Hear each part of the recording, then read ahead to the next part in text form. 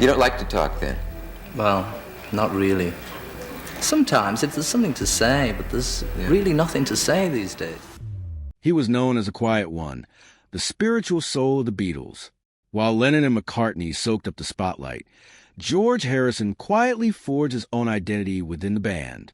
But behind that calm demeanor simmered a deep-seated resentment, one that few ever saw coming. So, who was the true object of George's hidden fury? Was it a bandmate who stole the limelight, a manager who pulled the strings, or someone even more unexpected?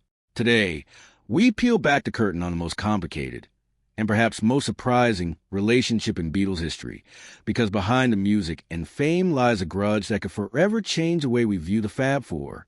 Buckle up as we uncover the truth about the man George Harrison despised most.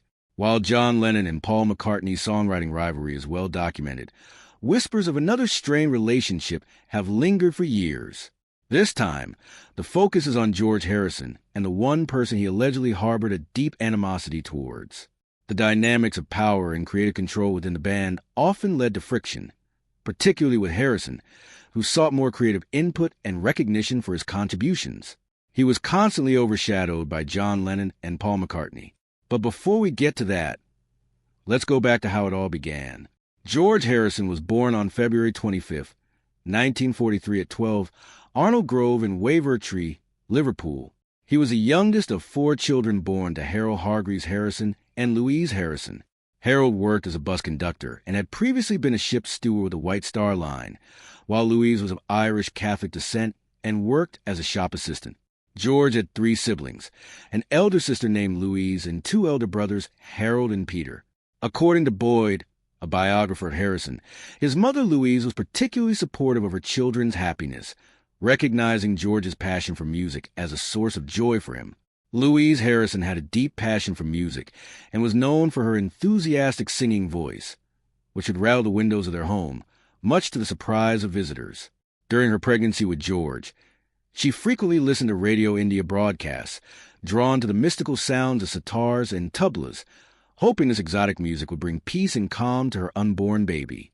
Harrison biographer Joshua Green wrote, "Every Sunday she tuned into mystical sounds evoked by sitars and tablas, hoping that the exotic music would bring peace and calm to the baby in the womb."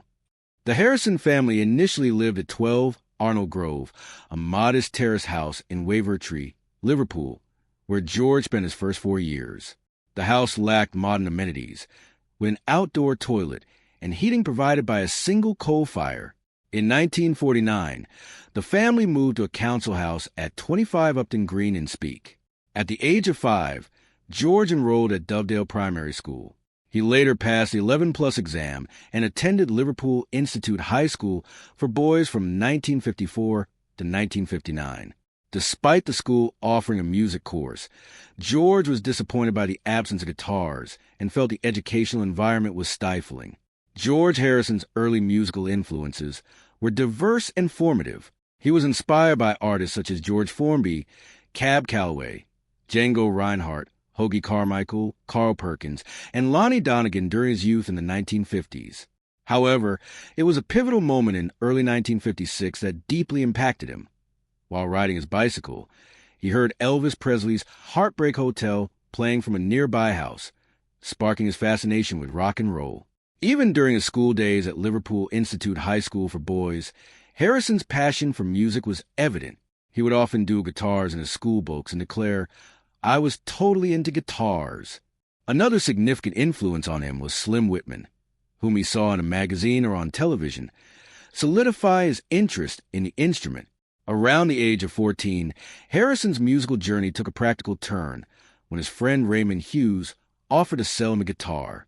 His mother Louise purchased it for 3.10 pounds, which adjusted for inflation would be about 110 pounds in 2024. A family friend taught Harrison some foundational songs like Whispering, Sweet Sue, and Dinah, setting him on his path as a guitarist. Inspired by Lonnie Donegan's skiffle music, Harrison formed a skiffle group called the Rebels with his brother Peter and friend Arthur Kelly. It was during this time, on the bus to school, that he encountered Paul McCartney. That was the beginning of a lifelong friendship and musical partnership that would shape the course of music history. In March 1958, George Harrison auditioned for John Lennon and Paul McCartney's skiffle group, the Quarrymen, at Rory Storm's Morgue Skiffle Club. Initially, Lennon felt Harrison, who had just turned 15, was too young to join. However, McCartney arranged a second audition on a Liverpool bus, where Harrison impressed Lennon by playing the lead guitar part for Raunchy. This led to Harrison socializing with the group and eventually becoming a full member. Despite his father's wish for him to continue his education, Harrison left school at 16 and took on an apprenticeship as an electrician at Blackler's, a local department store. During the Quarrymen's first tour of Scotland in 1960, Harrison used the pseudonym Carl Harrison, inspired by the musician Carl Perkins. This period marked the beginning of Harrison's journey with the Beatles, where his guitar skills and musical contributions would become integral to the band's evolution and success. In 1960, the Beatles, under the management of Alan Williams, secured gigs at the Indra and Kaiser Keller clubs in Hamburg, owned by Bruno Koschmider. This marked their initial residency in Hamburg, where they began honing their musical skills in the vibrant club scene. However, their stint was cut short when George Harrison, still underage, was deported for being unable to legally work in nightclubs. By December 1961, Brian Epstein had taken over as their manager, refining their public image and ultimately securing them a recording contract with EMI. Their first single, Love Me Do, was released and reached number 17 on the record retailer chart. The following year, their debut album, Please Please Me, launched them into the stratosphere of fame as Beatlemania swept across the globe. George Harrison, known for his serious and focused demeanor on stage, earned the nickname the Quiet Beatle. This title became prominent during the Beatles' arrival in the United States in early 1964, when Harrison was notably unwell with strep throat and a fever. Medical advice prompted him to conserve his voice until their scheduled performance on The Ed Sullivan Show, where the Beatles made a historic television debut that further fueled their worldwide popularity. Harrison's persona as the Quiet Beatle, coined by the press, amused him and persisted throughout his career. Musically, Harrison's influence within the Beatles began to assert itself. He had 2 lead vocal credits on the Beatles' debut album, including the popular song, Do You Want to Know a Secret?, written by Lennon McCartney. By their second album, with the Beatles, 1963, Harrison had 3 lead vocal credits, including Don't Bother Me, which marked his first solo writing credit. Harrison played a significant role as the Beatles' scout for new American releases, particularly in soul music. His musical tastes expanded further by the time of Rubber Soul, 1965, where he led the band toward folk rock influences inspired by the Byrds and Bob Dylan. His experimentation with Indian classical music also began to emerge, notably with his use of sitar on Norwegian wood, This Bird Has Flown. Harrison later expressed Rubber Soul as his favorite Beatles album. The album Revolver, 1966, showcased Harrison's growing prowess as a songwriter and innovator within the band. His compositions included Taxman, which opened the album, Love You To, featuring Indian musical elements like the sitar and tabla, and I Want to Tell You. Harrison's tambura part in Lennon's Tomorrow Never Knows highlighted the Beatles' exploration of non-Western instruments and sounds, further expanding their musical horizons. George Harrison's musical journey with the Beatles took a significant turn with his exploration of Indian music and spirituality. His use of the sitar on Norwegian would mark a respectful representation of Asian culture in popular music. By the time of Revolver in 1966, Harrison's influence extended with songs like Love You To, earning him the nickname the Maharaja of Raga Rock. His interest in non-Western instruments continued in Strawberry Fields Forever, where he played the swarmandal.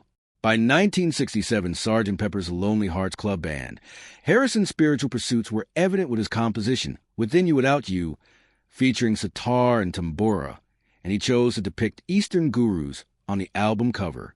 In January 1968, George Harrison recorded The Inner Light at EMI's Bombay studio with local Indian musicians, marking his first Beatles single with a composition inspired by Hinduism and meditation. During the tumultuous recording of the Beatles' White Album later that year, tensions peaked within the group, leading to Ringo Starr briefly leaving. Harrison's contributions included While My Guitar Gently Weeps, featuring Eric Clapton and the upbeat Savoy Truffle. By late 1968, Harrison found inspiration from Bob Dylan and the band's communal music approach during a visit to Woodstock, influencing his desire for creative freedom, which clashed with Lennon and McCartney's dominance within the Beatles. Tensions escalated during the Let It Be filming at Twickenham Studios in early 1969, prompting Harrison to quit the band on January 10th. Disillusioned with the studio environment and interpersonal dynamics, after briefly leaving, Harrison returned 12 days later when the Beatles agreed to relocate their film project to Apple Studio and abandon Paul McCartney's idea of returning to public performances. Despite improved relations, tensions persisted during the recording of their 1969 album, Abbey Road. Harrison's contributions to Abbey Road included 2 classic tracks, Here Comes the Sun and Something. These songs marked a significant milestone for Harrison, as he finally achieved equal songwriting status alongside Lennon and McCartney. Something became his first A-side when released on a double A-side single with Come Together. The song topped charts in Canada, Australia, New Zealand, and West Germany, and both sides of the single reached number 1 on the Billboard Hot 100 chart in the United States. In the 1970s, Frank Sinatra recorded George Harrison's song Something twice in 1970 and 1979 and praised it as the greatest love song of the past 50 years. John Lennon also regarded it highly, considering it the best song on Abbey Road. Something became one of the most covered Beatles songs, following closely behind Yesterday. In May 1970, Harrison achieved his second chart topper with the U.S. single release of For You Blue, coupled with McCartney's A Long and Winding Road, reaching number 1 on the Hot 100. By this time, Harrison had accumulated a significant collection of unreleased compositions, reflecting his increased productivity. Despite his growth as a songwriter, Harrison's frustration grew within the Beatles due to his limited presence on their albums, typically contributing only 2 or 3 songs.